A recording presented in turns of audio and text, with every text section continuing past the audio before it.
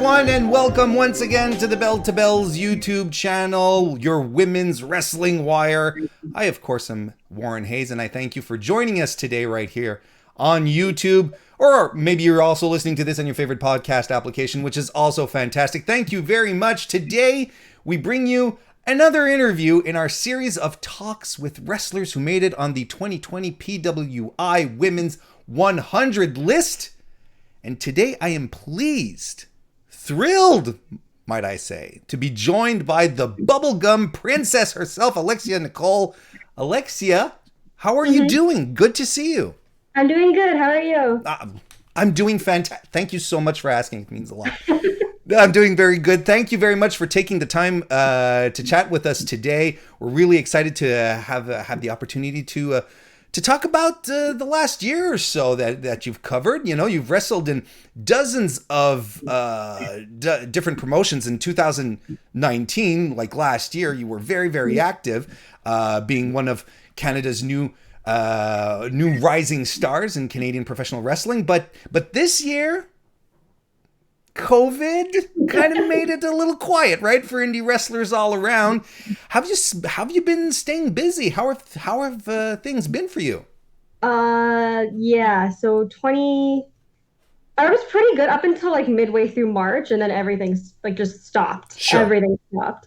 I've been okay. I've been bored more than anything. I've been bored. I want to wrestle, but I want to train more. But even with training, you got to be careful with how many people are there.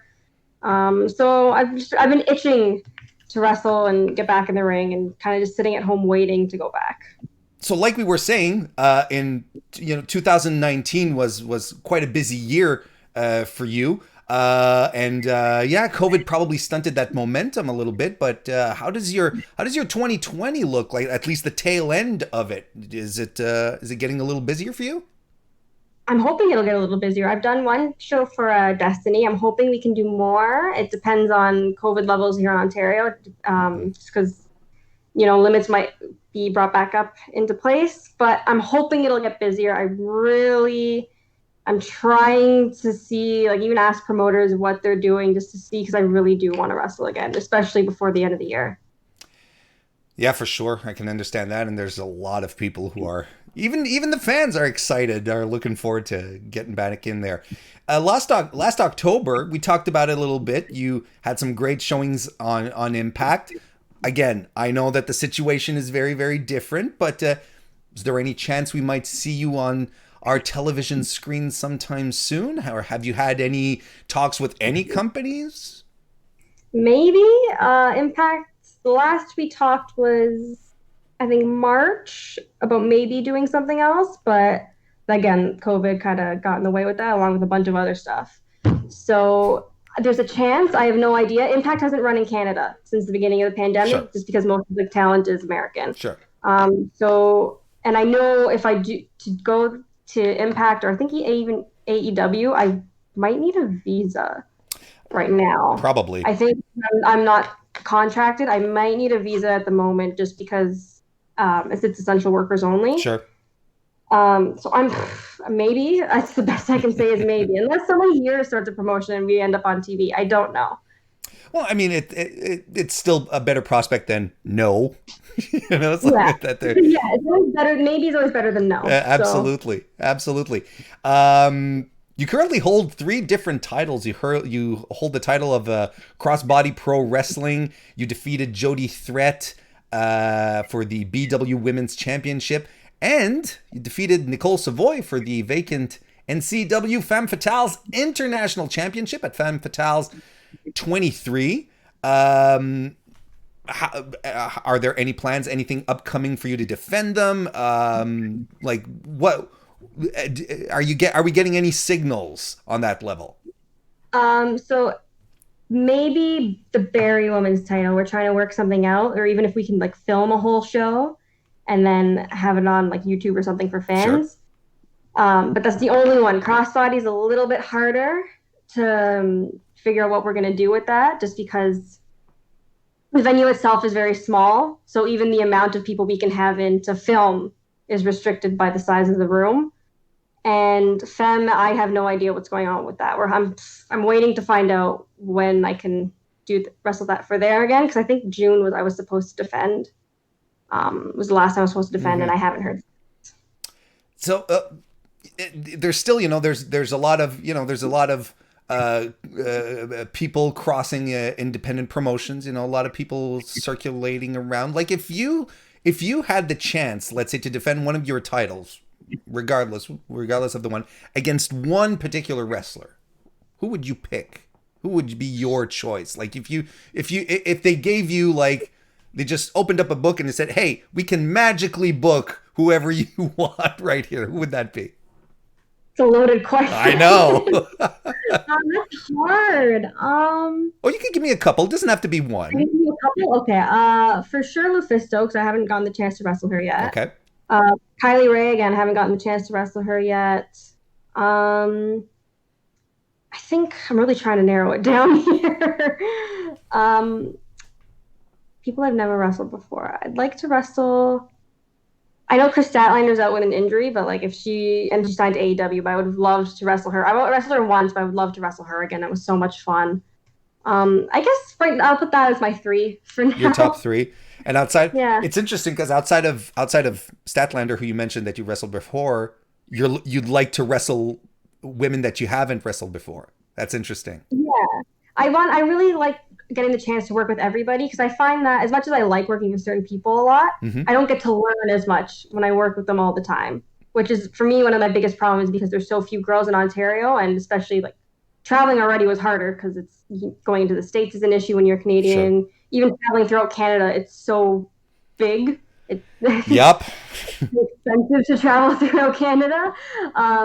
So I got trapped in this area where I was always working with the same girls. And even though we'd have fun, I just found I was learning a little bit less, and I want to be learning more. So which is easiest to do when you work with new people. Yeah, that makes sense. It's not that you don't have chemistry with the people you work with. It's just at some point you want to try out some new stuff. You want to learn. I mean, there's nothing like learning. That's what wrestling is all about. It's learning on the job, right? Yeah, that's exactly it. So, and I mean, you've been learning for a while. Like, you started training fairly young as a wrestler. You debuted when you were a teenager. What was that experience like?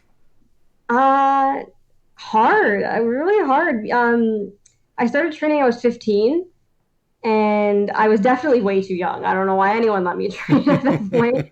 But I started training at 15, and the actual, the wrestling came easy. And the nerves were there when I started doing shows as well. But in terms of actually getting on shows, it was such a hard time to get on shows. Mm-hmm. I was 20. I think I had my first match 2013. So around 2013, 2014, still hard. Women's wrestling wasn't how it is now. The women's revolution hadn't happened yet. Sure. So women's wrestling was still the 5 minutes of, we need pretty girls out there, go do something cute and then come back. So no one wants to book the 17-year-old girl that people shouldn't be looking at that way. Right. So my first, when I started wrestling as a teenager, it was hard at that time because of how wrestling was. I think if I had done that, I was 17 now and I started wrestling, I'd be way different. But the fact that you started so young and already you're 24 years old, and at 24 years old, you have what then? My math is horrible. 7 years experience? 6, something like that. Hooray for math. Already at this point, 7 years at 24 years old, that's got to be, that's a feather in your cap. That's got to be, do you consider that maybe as a head start or? A little bit. It's so weird. Because so many people have started after me that I work with now, especially around here, and they ask me questions, and that's when I realized that I've been working for so long, and I'm like, this is so strange. When did I become the one that everyone asked questions to, just because I'm so much younger and I'm not used to it.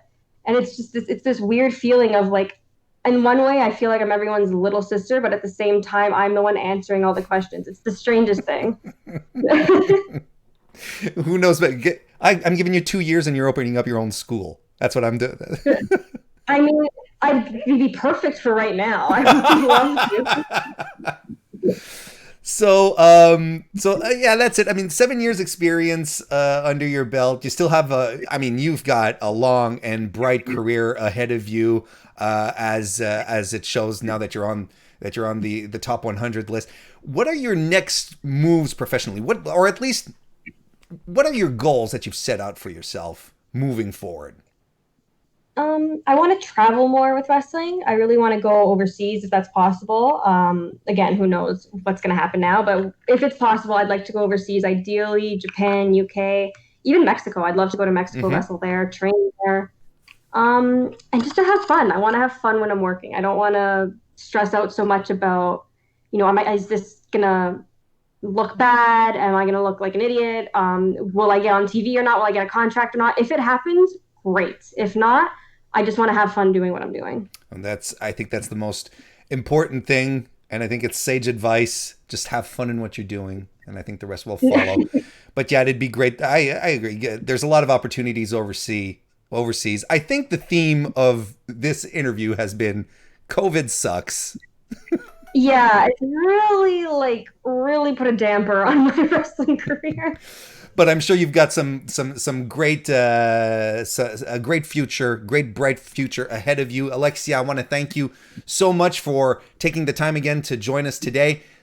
If people want to stay abreast of the latest Alexia Nicole news and be on the lookout for your first available booking once this is done, where should they follow you? Follow me on Twitter and Instagram at Alexia Nicole, ALEXXIAA Nicole. I put everything out there. So if I have anything coming up, you will see it there, especially because I will be very excited about it. So I will not stop talking about it. So there you have it. Follow Alexia on Twitter. Thank you very much for joining us today, Alexia. And thank you everyone for listening or watching. Like, subscribe, share, all that good stuff. You know how that kind of stuff works. I'm Mr. Warren Hayes, and we'll see you next time.